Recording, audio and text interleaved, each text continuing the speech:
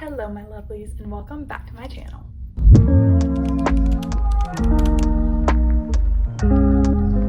I still haven't solved the microphone issue. I still have no mic to talk into, so the audio still may be bad and I apologize for that. I promise I am trying to fix it.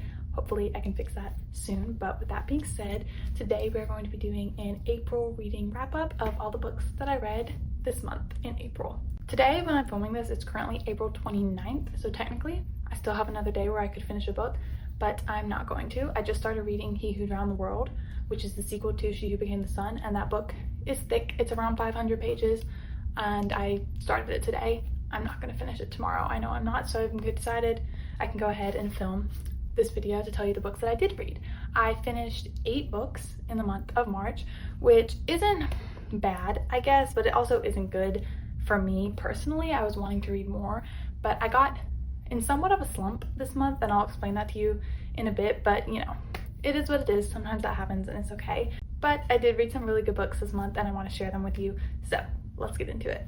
We started off strong this month in April with a 5-star book, and that book was none other than The Invisible Life of Addie LaRue by V.E. Schwab. Unfortunately, I don't have my copy with me right here to show you guys, but I actually tabbed and annotated this book, and I annotate some books, but I don't annotate all the books I read, and I did annotate this one, and I'm so glad I did because I just got so much out of this book. It's been a while since a book has absorbed me this deeply. This was just such a beautiful read, and I loved it so much, and this was my first V.E. Schwab ever, and I need more right now, girl. I'm ordering Bury Our Bones in the Midnight Soil, so I'll have that one, and I want to read Vicious, I want to read Gallant, I want to read anything she puts out. I want to read because this book was just so incredible. It genuinely blew my mind. I feel bad because this is one that I was actually putting off reading because I got it for Christmas in 2024 and I just haven't got around to reading it. I kept putting it off. I kept choosing other books, buying more books, not reading it, letting it sit on my shelf, and finally I was like, okay, I need to read it. And I don't know why I put it off. It was perfection. Oh my god.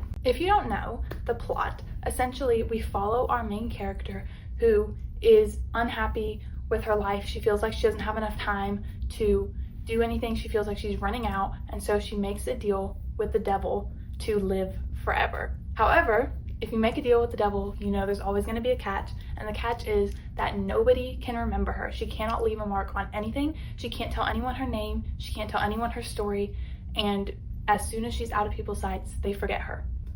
It is heartbreaking. This book had so many quotes that just really resonated with me, and it talked so much about just who you are, what it means to exist, what it means to be human, and it was just so raw and so real and so beautiful. And you might be thinking, a book that spans hundreds of years following this one girl who no one remembers her, just her daily things that she goes through, it's not going to be interesting, and you are so wrong.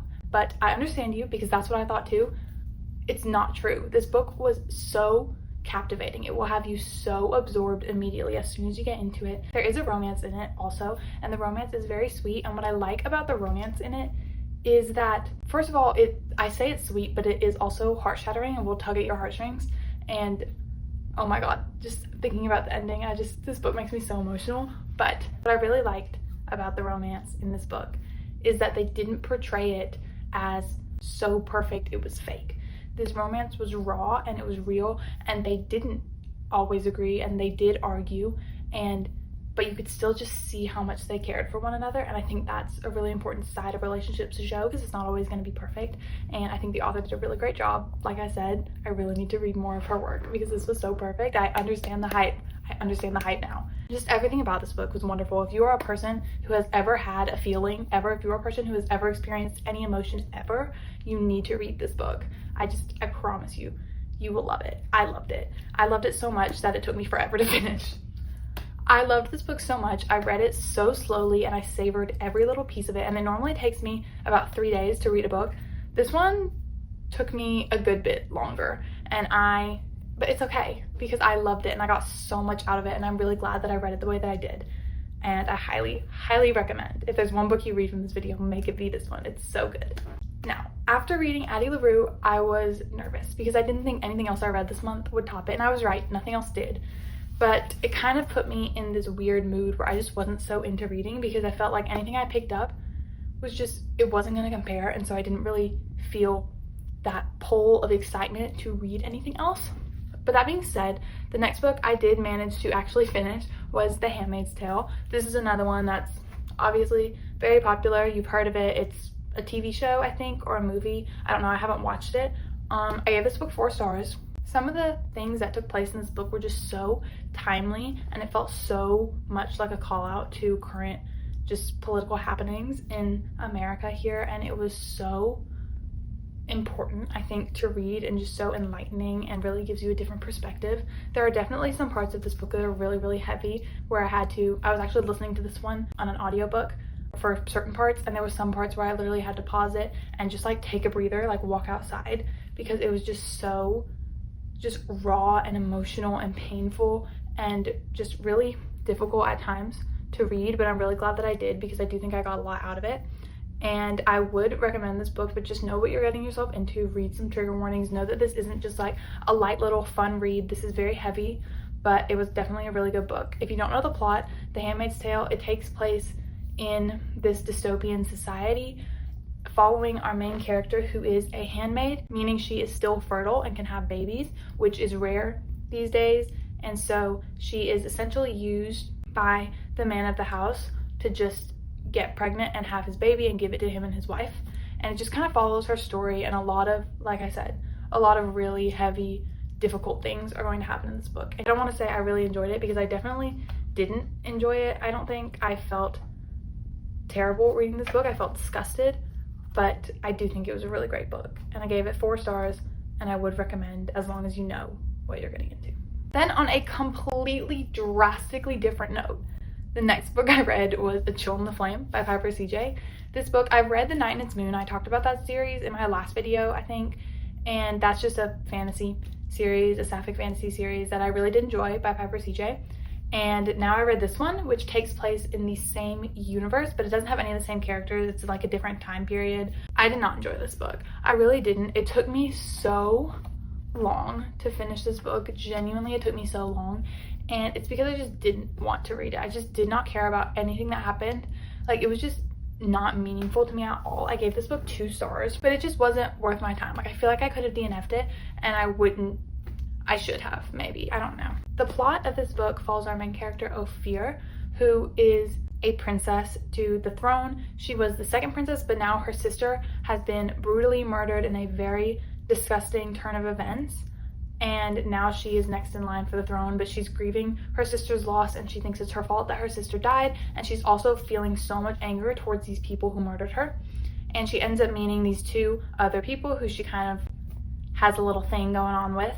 And this is Dwyn, who is a siren, and I don't remember the guy's name. I'm sorry, I forgot his name. But he is also somebody that she ends up meeting, and the guy and Dwyn already know each other, and they hate each other, but they're each trying to work with Ophir for reasons of personal gain, but then they kind of also form an attachment to her. It's kind of complicated, but I don't know. I just wasn't into it. It's fantasy, there is magical elements. The whole plot is Ophir just trying to get revenge on the people who did this to her sister, try to figure out why they did it, and she's getting help from Dwyn and the guy. But it just wasn't interesting enough for me. It wasn't compelling, and I didn't really feel much for the characters. I wasn't rooting for any of them to end up together, and I wasn't anything. And if you've ever read Piper CJ before, she is very smut heavy. And I think I'm done with her. I think this is the last book I'm going to read by her, because I think she's just not for me anymore. It wasn't what I was looking for, and I probably should have DNF'd it, but I didn't. I'm not telling you definitely don't. This is probably someone's cup of tea, but it just wasn't mine. So that's why I gave it 2 stars. You do with that information what you will.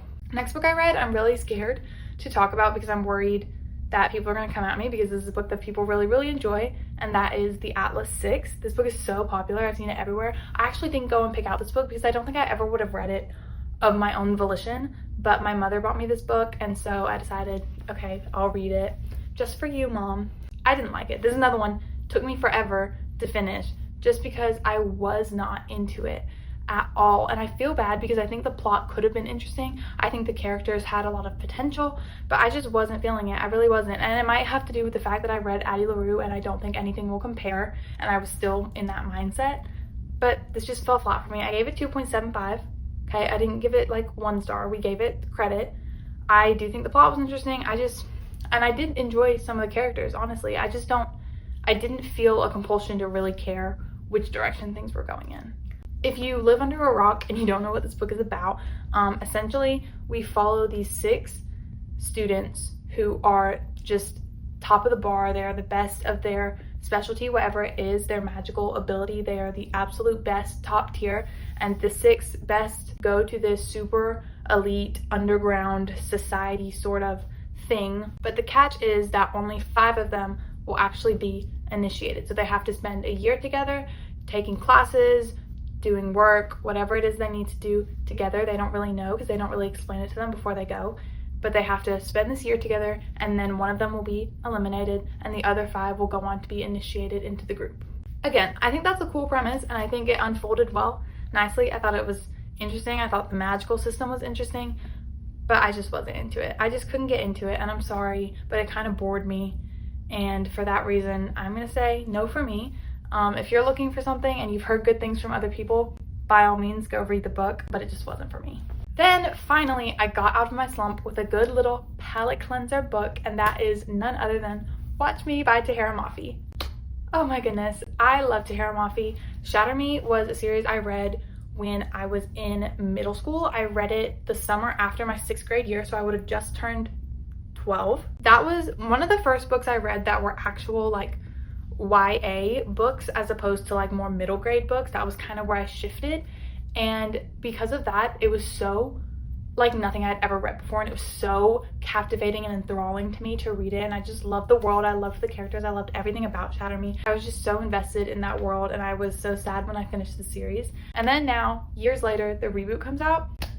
You know I was excited. Little 12-year-old me is screaming right now because I can't believe her favorite characters are back out with new stories. It's just so incredible. Watch Me takes place 10 years after the fall of the Reestablishment at the end of the Shatter Me series. It follows James, who is Adam's little brother, and it just talks about his life and his little adventure where he goes onto the only island that is still inhabited by the Reestablishment, which is called Ark Island, and he breaks into Ark Island and then ends up getting captured, and we figure out how he gets back and helps this other girl that is from Ark Island, but he doesn't know if she's with him or against him. It's kind of complicated. She's complicated, she's nuanced. Great. Now, was this book the greatest book ever written?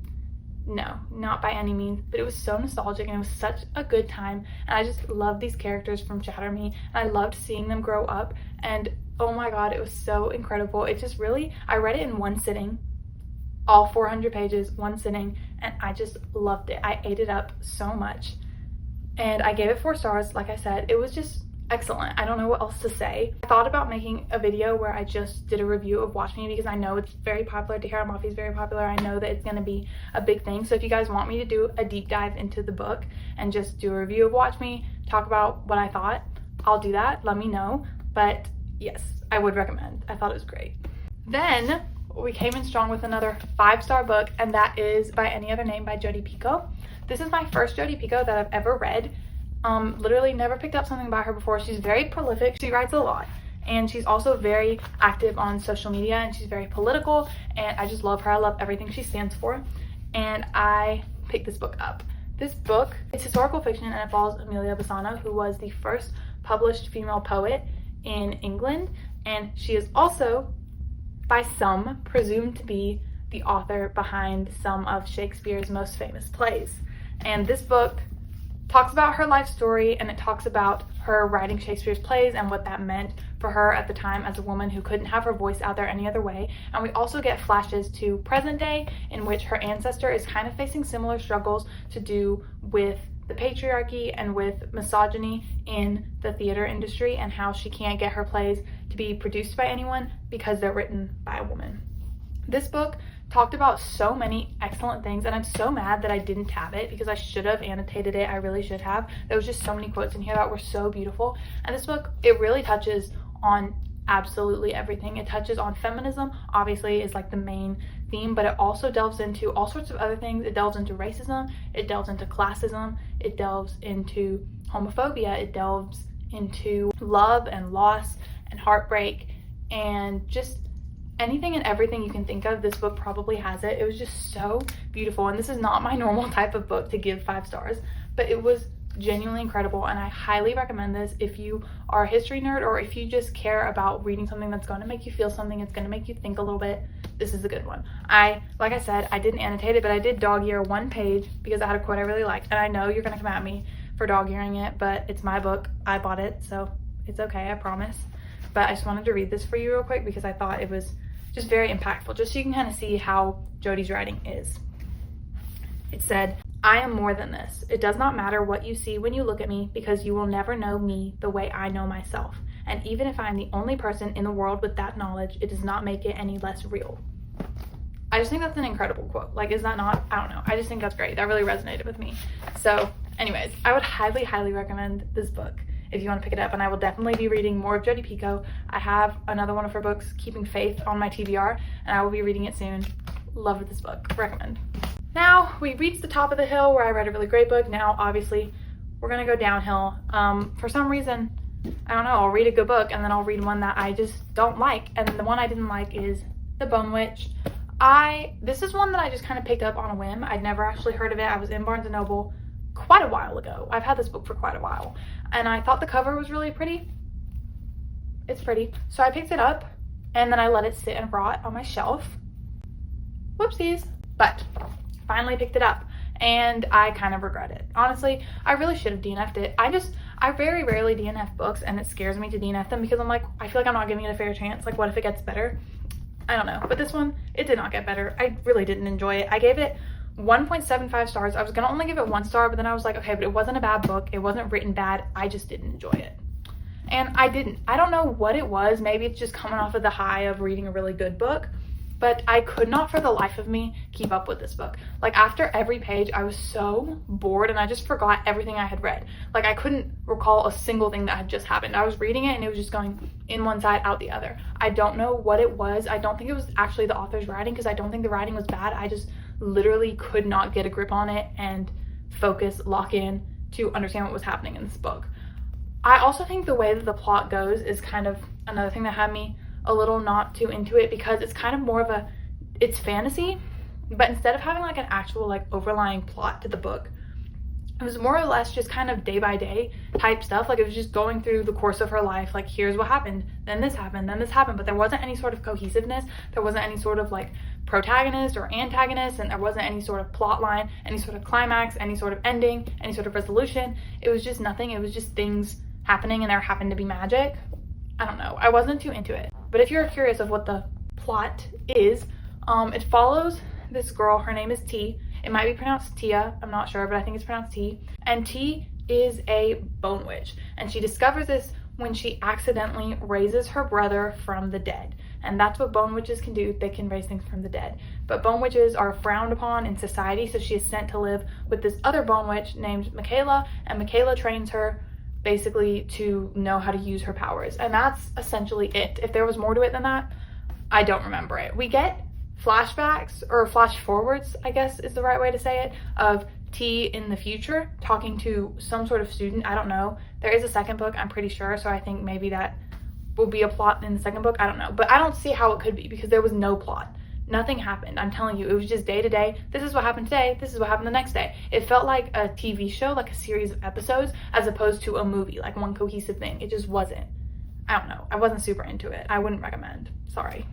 And then the last book that I read this month was The Outsiders. I surprisingly have never read this, and I've never watched the movie either.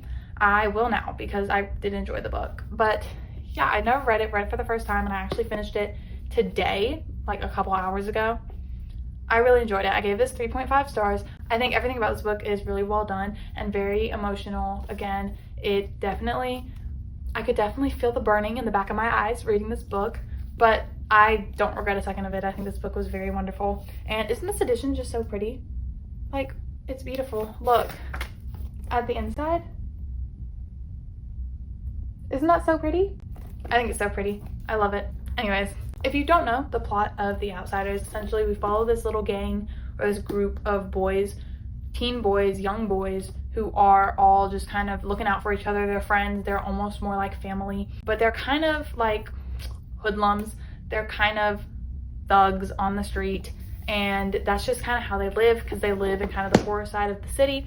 and they're getting into fights, they're doing all this stuff, but that's just, you know, it's just what they have to deal with. They all have really rough lives back at home, and they're essentially feuding with the rich people in town because they all go to the same school, and they're always getting in fights, always fighting with each other, and it just follows their journey. It follows the journey of Ponyboy, our main character, who is in this group of greasers.